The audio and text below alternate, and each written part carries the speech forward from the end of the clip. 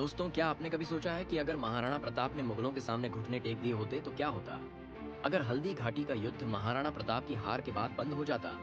क्या होता अगर महाराणा प्रताप ने अपने आत्मसम्मान को छोड़कर अकबर की अधीनता स्वीकार कर ली होती? क्योंकि हमारे इतिहास में कई ऐसे नायक हुए हैं, लेकिन महाराणा प्रताप की कहानी एक अलग ही मिसाल है। एक ऐसी कहानी जो हमें सिखाती है प्रतिकूलता में भी अडिग रहकर कैसे साहस का प्रदर्शन किया जा सकता है। आज हम जानेंगे महाराणा प्रताप की दृढ़ता के कुछ अनसुने पहलू और समझेंगे कि कैसे उन्होंने विपरीत परिस्थितियों में भी कभी हार नहीं मानी। तो शुरू करते हैं एक प्रेरणादायक सफर महाराणा प्रताप के साथ। दोस्तों, अगर आपने अभी तक वीडियो को लाइक और चैनल को सब्सक्राइब नहीं किया है तो कर लीजिए। तो चलिए शुरू करते हैं। महाराणा प्रताप मेवाड़ के महान राजा, जिनकी बहादुरी की गाथाएं हर भारतीय के दिल में गूंजती हैं। लेकिन क्या आपको पता है कि उनकी जिंदगी में ऐसे कई मोड़ आए जहां वे मुगल सम्राट अकबर के साथ समझौता कर सकते थे, लेकिन उन्होंने ऐसा नहीं किया।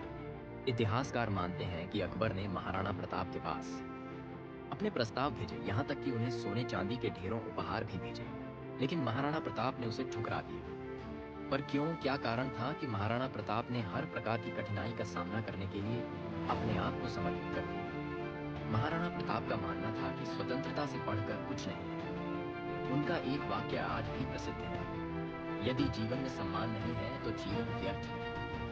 उन्होंने अकबर की अधीनता को अस्वीकार करने का फैसला किया, क्योंकि वे मानते थे कि एक सच्चा राजा कभी भी अपने स्वाभिमान को नहीं छोड़ सकता। यहाँ सवाल उठता है कि क्या सम्मान के लिए भूख प्यास सहना और संघर्ष करना वाकई इतना महत्वपूर्ण था महाराणा प्रताप के लिए? यह केवल सम्मान का प्रश्न नहीं था, बल्कि उनके पूरे वंश का गर्व और आदर्श था। अब हम आते हैं हल्दी घाटी के युद्ध पर, जो महाराणा प्रताप की दृढ़ता और साहस का सबसे बड़ा उदाहरण है। जून 1576 में अकबर की सेना और महाराणा प्रताप की सेना के बीच यह युद्ध हुआ, जिसमें दोनों तरफ के सैनिक जान की बाजी लगा रहे थे।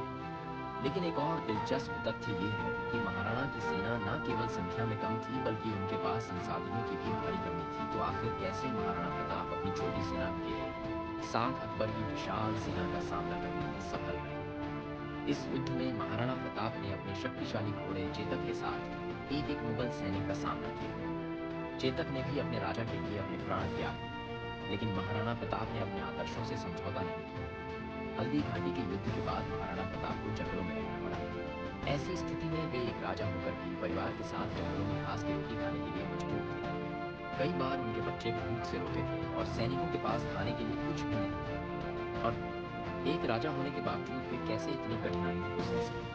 क्या कोई भी परिवार को इस तरह के कष्टों में डाल सकता है सिर्फ अपने आदर्शों के लिए? महाराणा प्रताप का यही साहस और निष्ठा उनकी दृढ़ता का प्रतीक थी। उन्होंने कभी अपने आदर्शों को छोड़ने का विचार तक नहीं किया।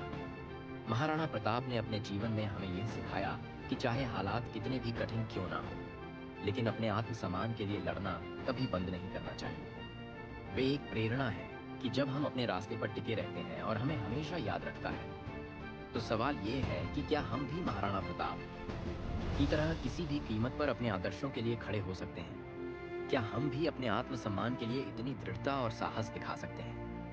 महाराणा प्रताप का संघर्ष आज भी हमें यह सिखाता है कि कठिनाइयों में साहस बनाए रखना ही सच्चा शौर्य है। चाहे हमारे सामने कितनी ही बड़ी चुनौती क्यों ना हो, अगर हमारे पास दृढ़ संकल्प और आत्मसम्मान है तो कोई भी ताकत हमें रोक नहीं सकती। आज हम महाराणा प्रताप को उनके उसी साहस और सम्मान की भावना के लिए याद करते हैं। उनका जीवन हमें यह प्रेरणा देता है कि आत्मसम्मान से बढ़कर कुछ भी नहीं है। तो दोस्तों, क्या आप भी महाराणा प्रताप की तरह अपने आदर्शों के लिए निडर रह सकते हैं, चाहे हालात कितने भी मुश्किल क्यों ना हो? कमेंट्स में हमें बताइए कि महाराणा प्रताप की इस कहानी ने आपको क्या सिखाया।